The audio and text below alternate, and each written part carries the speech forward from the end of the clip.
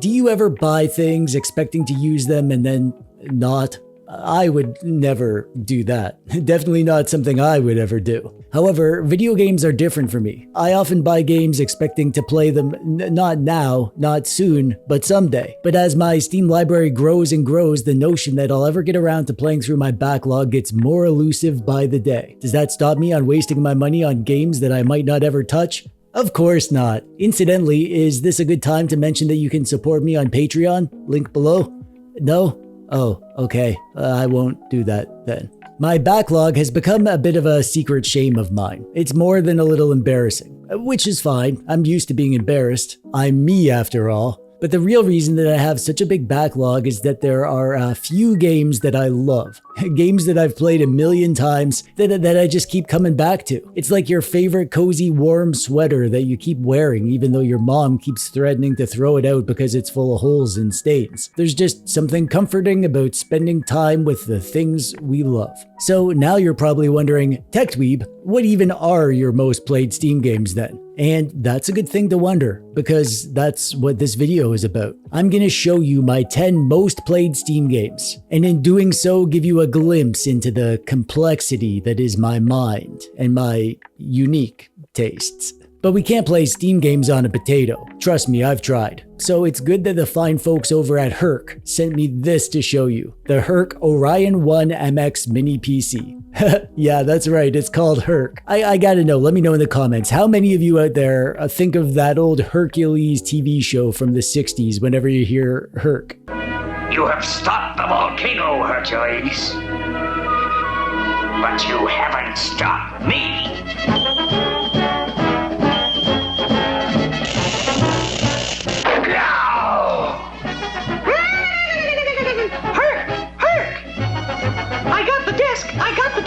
I actually loved that cartoon when I was a kid. This thing features the Ryzen 7 7840HS processor with 8 cores and 16 threads and integrated Radeon 780M graphics. So it should do pretty darn well for gaming. We'll see about that though. It also has 32 gigabytes of DDR5 RAM, 1 terabyte of NVMe internal storage, Wi-Fi 6E, Bluetooth 5.2, and Windows 11 Pro. It's a great little mini PC for lots of reasons, but we'll talk about that at the end of the video. Right now, let's just fire this bad boy up and play some Steam games, shall we?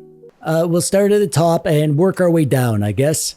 First on the list, dwarfing the others, and maybe my favorite game ever, Crusader Kings. For the purpose of this video, I'm going to group CK2 and CK3 together. I'm just going to call them Crusader Kings. I have a combined game time of 816 hours, my most played Steam game by a long margin. This is a grand strategy game, and what sets Crusader Kings apart from almost every other strategy game is the different layers of the game. So there is the layer of the wide world, what's happening by way of conquests and crusades, which religions and cultures are dominating and spreading, and then there's the finer details of your own realm. You know, like squabbles with your neighbors and your vassals, what are they saying, and which counties are you going to try to scheme or inherit to conquer and expand your reach. There's a lot of politics involved with this, but it's also got this like RPG element because all the people in the game are characters with their own traits and these interesting stories happen between them. This is my forever game. I can play it endlessly and never grow tired of it. And whenever I fire it up, I always end up playing way too long. It sucks me in every time.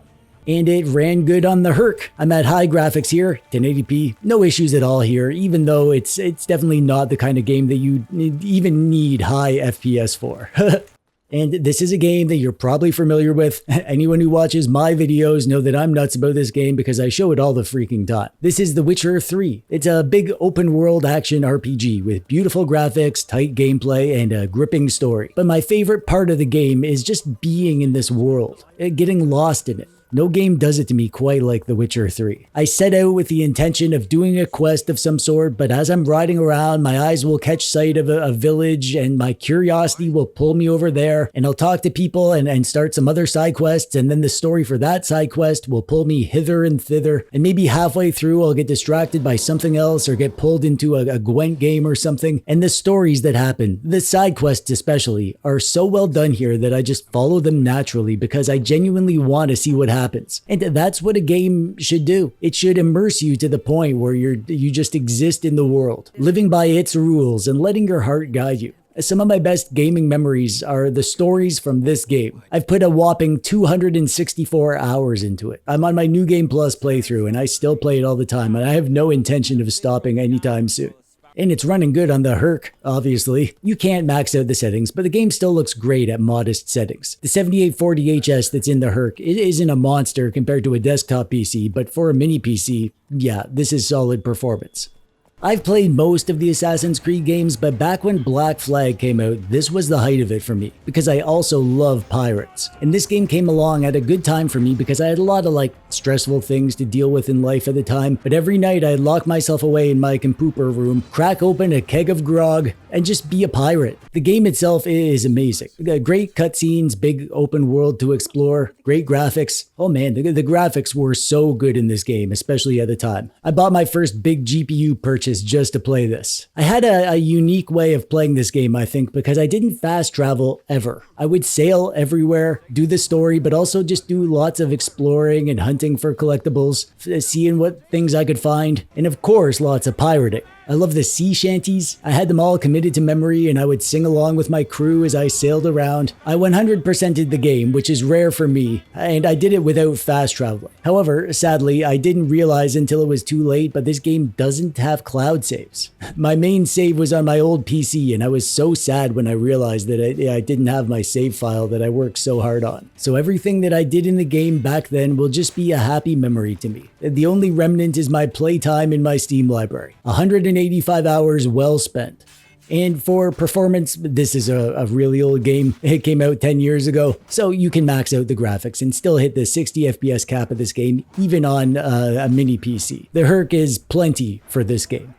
The original Red Dead Redemption on the Xbox 360 is one of my favorite games ever, and Red Dead 2 was my most anticipated game for ages, and when it finally came to PC, I instantly fell in love with it. This game has an absolutely insane level of detail. Everything from the way the characters talk and behave to the details in the world, the way the wildlife acts, the weather. This is the kind of stuff that really immerses me in a game. The story in this game is incredible. The voice acting and the cutscenes weren't just good for a game. They were so good they could actually stand up as movie quality. And I'm not too man enough to say that more than once this game jerked a tear from my dweeby eye. However, I've put 179 hours into it because it's not just me playing. My mom plays this game. See, my mom is a horse lady. She loves horses, so this game is her horse simulator game. She loves spending hours riding her horses, looking at them, picking which saddle to use, grooming them. She talks to them as she plays, but I have to be there when she plays because if something bad happens, if she gets attacked by bandits or whatever, she'll pause the game, throw the controller at me and yell, "Save my horse!" And I do, because I'm a good son. And also, I'm pretty sure she'd kick me out of the house if I let anything happen to Henrietta. The game is running absolutely amazing on the Herk, running at really respectable settings. The performance is phenomenal, considering how great the game looks. This is Kerbal Space Program, the game with tools and physics that are so realistic that it actually teaches you about real orbital mechanics and rocket science. That's why I put so much time into this game, 154 hours. When this game came out, I was super into space. I was binge watching Neil deGrasse Tyson Star Talk stuff and watching documentaries. However, also just like Black Flag, sadly, this game doesn't have cloud saves, or it didn't back then at least. So I can't show you all the cool things that I did. I had so many cool missions in this game. The solar system in Kerbal is like a little mini version of our solar system, and you can create all sorts of craft that can explore it. My claim to fame, my main big mission that I worked for weeks on, was I had a single vehicle that carried a satellite and a rover to each planet in the system, all in one mission. It took me days and days just to design the rovers and the landers and test them out, and then another week or more to build the ship that would carry them and make it all work. I had a space station in orbit, and I wish I could show you all the cool stuff that I did. I completely forget how to play though, so the footage that you're seeing on the screen is just some stuff from one of the trailers. This game, it runs on anything. It's a low-spec indie game from like 10 years ago. It'll probably run at 1,000,000 FPS on this thing. Here's a game that I put 113 hours into. Good old Shadow of the Tomb Raider, starring the love of my life, Lara Croft, who is my girlfriend that I'm gonna marry someday. I'm a huge fan of all the modern Tomb Raider games. The old ones, yeah, have their charm, but the modern Tomb Raider games are one of my favorite franchises. I love the Tomb Raider reboot and Rise of the Tomb Raider, but Shadow of the Tomb Raider is the magnum opus of the series. They really had everything figured out by this point, and it comes together into one of the most satisfying all-around games if you like this genre. I've almost 100%ed the game, but I'm taking it slow, and I'm trying to do it without any sort of guide or anything. So it's taken me a while. The base game is great. The DLC is great. That's where I got this sweet Baba Yaga outfit. I love the story. I love the locations. I love the gameplay. I love the survival and crafting elements. I love the exploring, and I love the puzzles. I love shooting innocent animals in the face with my bow and arrow. And I love Lara. She's so pretty and resourceful and smart. She's a millionaire, you know. When we get married, I'm going to live in her mansion. She has a butler named Winston. And me and Winston are going to get along great. I'm sure of it. So on a mini PC like this, you can play at 1080p medium settings and get a really good experience. Okay, here's the game that I played quite a bit of, but I haven't played nearly as much as I'd like. This is Cyberpunk 2077. I've put in 100 hours on the dot, but I feel like I've barely scratched the surface. I played through the single-player campaign, and now I'm in the end game and I'm doing side questy stuff. However, I plan on restarting the game now that Phantom Liberty is out, which I haven't even touched. Also, this is the kind of game that feels quite different depending on the build of your character and the choices that you make. My build was a pistol-based build, like a gunslinger kind of thing. However, I'd like to play through again multiple times and try all the different archetypes. I think a melee hand-to-hand combat build would be pretty cool. And maybe a submachine gun-based build, maybe a sniper, maybe a cyberware hacker type. And there are decisions that I made in the game that I'd love to see the other side of, you know, if I made those decisions differently. It's such a good game. The story is amazing, the world is super interesting. One of the most immersive games that I've ever played. I love walking around and seeing the sights, just like as a tourist in Night City.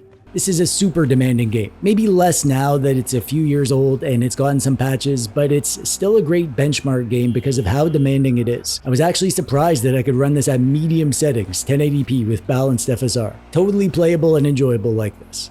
And here's another Assassin's Creed game, Assassin's Creed Origins. So this is the first of the more modern style of Assassin's Creed games. This is the same gameplay style as Odyssey and Valhalla and Mirage and presumably the upcoming Shadows that's set in feudal Japan. This is when they really embrace the fact that the Assassin's Creed games have been moving towards an open world RPG format. AC Origins is still fully an Assassin's Creed game, you know, with climbing and stealth and sneaking around, assassinating people, all that good stuff. But for the first time here, there are character skill trees and gear and loot that change your stats. You level up and the enemies have levels and there are quests and side quests. I think it was definitely the right move. AC Origins takes place in ancient Egypt and it has a ton of that flavor. You can ride boats around the open water, you can climb pyramids, visit Alexandria. There's lots of historical stuff, like characters like Cleopatra. I didn't care much about the actual plot, but I did enjoy the story and the cutscenes. I found Bayek to be a great character and I liked all the Assassin's Creed sci-fi flavored stuff. And the ending to this game was so cool. And just firing this up now to record some gameplay, I'm reminded how good it is and how good it looks, and it makes me want to play more.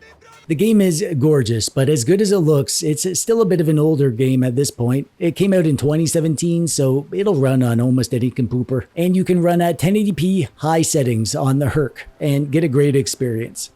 And this is quite a departure from everything else on my list. This is LEGO Jurassic World, and I put in 73 hours into this game. But there's a good reason for that. My cousin's kid, who I also call my little cousin, who now isn't so little anymore. He's bigger than me, actually. But back in the day, he was a little guy, and he was nuts about dinosaurs. My house is near where he went to school for his first year of kindergarten, and instead of paying for after-school care, he would come over to my house and hang out with me after school for like an hour and a half until he got picked up. And because he loves dinosaurs, I got LEGO Jurassic World thinking that he'd get a kick out of seeing this. But I didn't know what I was getting into. He became obsessed with this game. We needed to not only beat the game, but we needed to unlock all the vehicles and all the dinosaurs and all the alternate skeleton versions of all the dinosaurs and all the characters. We didn't get them all in the end, but I worked my dweeby fingers to the bone trying to unlock stuff for that little guy. Every day he'd get to my place after school and he'd talk my ear off about his favorite dinosaurs and which ones we were going to unlock today. Firing this up to record some gameplay was a blast from the past, man. And there's a chance that my cousin is watching this video. So, buddy, if you are, I want you to know that I'm proud of the little man that you're becoming, and I'm still better at video games than you. And finally, last but not least, we have GTA 5. I mean, what can you say about GTA 5? You can say it's not GTA 6, I guess. I played a lot more of this game on the Xbox 360 before I got it on PC. That's where I beat the game and I did a ton of the extra open world stuff. This game is still so popular. It's 11 years old now and it's still, to this day, always in the top 10 most played games on Steam, every day. People love the GTA Online stuff. I enjoyed it fine, but I really just love goofing around in the single player. Sometimes I'll fire this game up just to go for a nice drive to chill out, or maybe I'll do a story mission because it's been long enough that I've forgotten them. The story in this game is so well done. The world is a circus. It's like a caricature of society. Everything from the radio stations to the posters on the wall in the shops to the random quips that the NPCs say as you overhear them in the street. And no game does a murderous rampage like GTA. For that reason alone, it'll always be in my top 10 list. And it runs amazing. This is like the most well-optimized game pretty much ever. You can run this thing on a potato. But on potatoes that look like a Herk Orion1 MX mini PC, you can run at 1080p high settings and get well over 60 FPS. So that's the games, my top 10 Steam games, and now, as promised, I'll tell you what I think of this mini PC, which means that it's time to do the mini PC report card. Mini PC report card. For the form factor, this is a B. It's nice looking. I like the way they stylize the ventilation grills to add some visual interest, but it's nothing too fancy. For the I/O, this will be an A. One USB-C hole on the front and 3 USB-A holes, as well as one more USB-C hole and 2 more USB-A holes around back. HDMI and DisplayPort out, 2 Ethernet holes. My only wish is that you could power this via the USB-C hole around back. For the noise, this will be a B+. It's very quiet most of the time, but the fan does get going when things get cooking. However, the actual sound of the fan isn't annoying, so I didn't dock it too much for that. For the system, A+. This is Windows 11 Pro and no bloatware or viruses or any bullcrap. For the performance, here's where things get interesting. This PC doesn't have the newest processor. The 7840HS is technically a generation old, but they've allowed it to run at the full 65-watt TDP, which means that it outperforms almost every other mini PC I've tested, including the 8845HS mini PCs. So I gotta give this an A+. It performs amazing. And for gaming, yeah, same. A+. In the world of mini PCs, this is top of the line, as good as it gets for a mini PC without a dedicated GPU. And for the value, this is currently on Indiegogo for $593. That's more or less average for a PC with these specs. However, that's a good thing, because these mini PCs at this tier are mostly a good value. Good bang for the buck for a brand new PC. Hard to top this. So I'd say A. It would be an A+ at $550 though. And that all comes to an overall grade of A. This is a great little mini PC. Probably one of my favorites that I've reviewed. It's not cheap, but it's a solid value for the price. And if you want to get in on this right now, I'll have a link to where you can buy it on Indiegogo in the doodad below. And that brings us to the end. I hope you enjoyed checking out the Herk Orion1 MX mini PC. And also, I hope you enjoyed having a look at my top 10 most played Steam games. I'm super curious, what are yours? How many of mine are also yours? Let's get steamy in the comments below. But that's it from me for today. I'm TechDweeb, thanks for watching. Bye-bye.